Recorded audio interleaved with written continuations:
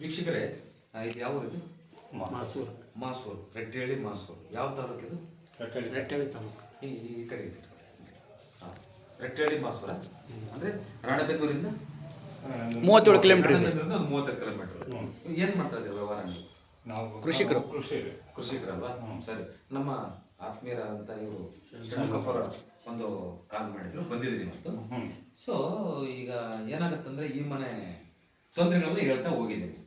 ಏನಾಗುತ್ತೆ ಏನಾಗ್ಬೋದು ಅಂತ ಹೇಳ್ತಾ ಹೋಗಿದ್ದೀನಿ ನಿಮಗೆ. ನಾನು ಹೇಳಿದ್ರಲ್ಲಿ ಯಾಕಂದ್ರೆ ಮೊದಲೇನಾದ್ರೂ ನಿಮ್ಮ ಮನೆಗೆ ಬಂದಿದ್ದ ನೀವೇನು ನಿಮ್ಮ ಹತ್ರದಲ್ಲಿ ಯಾರೋ ಗೊತ್ತಿಲ್ಲ ನನಗೆ. ಷಣ್ಮುಖಪ್ಪ ಬಿಟ್ರೆ ನಮ್ಮ ಹತ್ರದವರು ನೀವು ಯಾರೋ ಗೊತ್ತಿಲ್ಲ ನನಗೆ. ಆದ್ರೆ ಮೊದಲು ಏನೋ ಹೇಳಿದ್ದೀನಿ ನಿಮಗೆ, ಇಲ್ಲಿ ತೊಂದರೆಗಳಾಗತ್ತೆ ಅದಾಗುತ್ತೆ ಅಂತ ಹೇಳಿದ್ದೀನಿ. ನಿಮ್ಗೆ ಅನಿಸುತ್ತೆ ಇಲ್ವೋ ಗೊತ್ತಿಲ್ಲ ನನಗೆ. ನಿಮ್ಮ ಅನುಭವಕ್ಕೆ ನಾನು ಹೇಳಿದ್ದಕ್ಕೂ ಸಮಂಜಸವಾಗಿ ಇದೆಯಾ ಅನ್ನೋದಷ್ಟೇ ಪ್ರಶ್ನೆ ಇದೆ. ಅದಕ್ಕಾಗಿ ಷಣ್ಮುಖಪ್ಪರ ನೀವು ಹೇಳಿ ಅದನ್ನ, ಅದ್ರ ಬಗ್ಗೆ ನೀವು ಹೇಳಿದ್ರೆ ಓಕೆ. ಷಣ್ಮುಖಪ್ಪರಿಗೆ ಒಂದು ಫೋನ್. ಸಮಂಜಸವಾಗಿ ಇಲ್ಲಿ ಏನಾಗಿದೆ?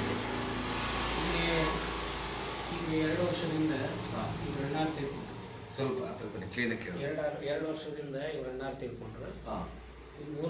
3 ವರ್ಷದಿಂದ ಇವ್ರ ತಾಯಿಯವರು ತಿಳ್ಕೊಂಡ ಪ್ರಾರಂಭಿಲ್ದಂಗೆ ಆಗಿ. ಆಮೇಲೆ ಒಂದು 5-6 ವರ್ಷದಿಂದ ಅಪ್ಪಾಜಿ ತಿಳ್ಕೊಂಡ್ರು. ನಾನು ಹೇಳಿದ್ದು ನಿಮ್ಗೆ ಏನು ಅನಿಸ್ತು? ನೀವು ಹೇಳಿದ್ದಕ್ಕೂ ಇಲ್ಲಿ ನಡೆದಿರೋದಕ್ಕೂ ಸಮಂಜಸವಾಗಿದೆ. ಕರೆಕ್ಟ್ 100% ಅನಿಸ್ತಾ? ಅಂದ್ರೆ ವಾಸ್ತು ಅನ್ನೋದು ಎಷ್ಟು ಪ್ರಬಲವಾಗಿದೆ ನೋಡಿ. ಯಾಕಂದ್ರೆ ಇವ್ರ ಮನೆ ನಾನೇನು ಇವರು ಪಾಪ ಅಮ್ಮ ನೋಡಿಲ್ಲ, ಇವ್ರು ನೋಡಿಲ್ಲ, ಯಾರು ನೋಡಿಲ್ಲ. ನೀವು ನನ್ನ ಹತ್ರದವ್ರ ವಿಚಾರ ಬೇರೆ. ಆದ್ರೆ ಸ್ಥಾನಬಲ ಇದು ಮಾಡ್ಕೊಳ್ಳಲ್ಲ ಅಂತಂದ್ರೆ ನೆಕ್ಸ್ಟ್ ಬೇರೆ ವಿಚಾರದಲ್ಲೂ ತೊಂದರೆ ಆಗುತ್ತೆ. ತೊಂದರೆ ಆಗೋದು ಬೇಡ ಅನ್ನೋದೇ ನಮ್ಮ ಉದ್ದೇಶ ಅಷ್ಟೇ. ಅದನ್ನ ನಾವು ಹೇಳೋದು ಅಷ್ಟೇ ನಮ್ಮ ಕೆಲಸ. ಅದನ್ನ ಪರಿಪಾಲನೆ ಮಾಡೋದು ಬಿಡೋದು ಅವರವರ ಮಾನಸಿಕ ವಿಚಾರ. ಮುಂದೆ ಅವ್ರಿಗೆ ಚಲೋ ಆಗ್ಬೇಕಂದ್ರೆ ಅವ್ರು ಹೇಳಿದಂಗೆ ಮಾಡ್ಕೊಂಡ ಮೇಲೆ ಒಂದು 3 ತಿಂಗಳು ಬಿಟ್ಟು ಹೇಳಿ ನನಗೆ.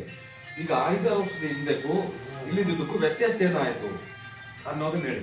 Okay, thank you.